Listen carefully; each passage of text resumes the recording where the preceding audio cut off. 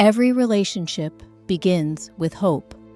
Two people who once couldn't stop talking eventually struggle to find the right words. The laughter fades. Small disagreements become constant arguments. Distance quietly replaces intimacy.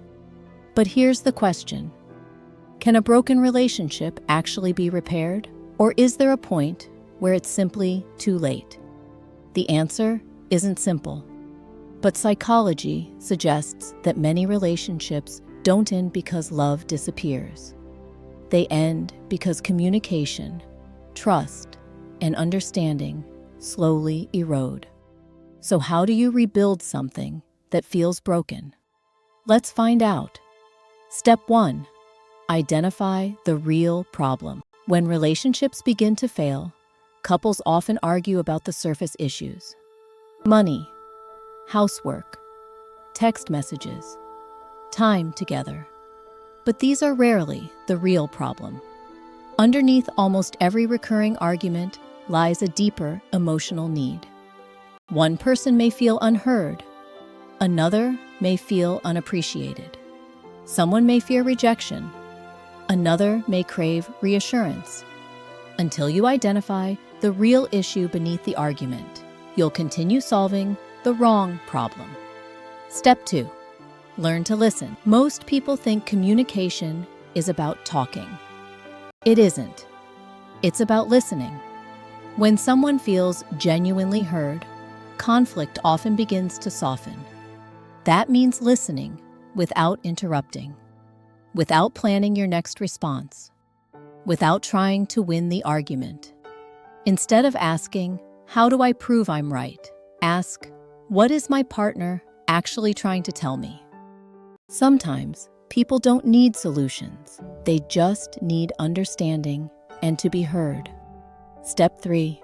Rebuild trust. Trust is one of the hardest things to regain and one of the easiest things to lose.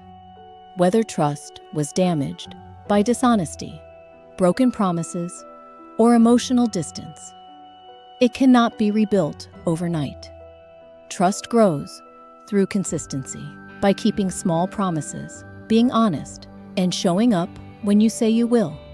Over time, repeated actions become stronger than repeated apologies, because people are more likely to believe what you do far more than what you say. Step 4. Take responsibility. One of the fastest ways to destroy a relationship is believing every problem is the other person's fault. Healthy relationships require humility. Ask yourself, what could I have done better? Taking responsibility doesn't mean accepting blame for everything.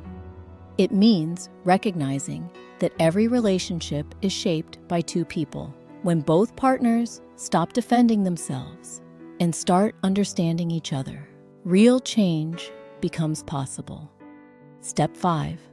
Choose kindness over being right. Winning an argument rarely saves a relationship. Understanding does. Many couples spend years trying to prove who's correct. But relationships aren't courtrooms. They're partnerships. Kindness during conflict often has a greater impact than the perfect argument. Simple words like, "I understand why you feel that way. I'm sorry. I appreciate you," can completely change the direction of a difficult conversation. Step 6. Know when to let go. Not every relationship can or should be repaired. If there is ongoing mental or physical abuse, manipulation, repeated betrayal without accountability, or a complete unwillingness from one partner to change, leaving may be the healthiest choice. Fixing a relationship requires effort from both people. One person cannot carry it alone. Sometimes the most loving decision is accepting that a relationship has reached its natural end. And ending a relationship allows both people the opportunity to heal. So, how do you fix a broken relationship? You stop fighting each other and start fighting the problem together. You listen more than you speak. You rebuild trust through actions. You take responsibility for your own mistakes. You choose empathy over pride. And above all, you remember why you chose each other in the first place.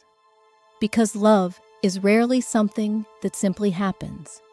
It is something we choose again and again, every single day.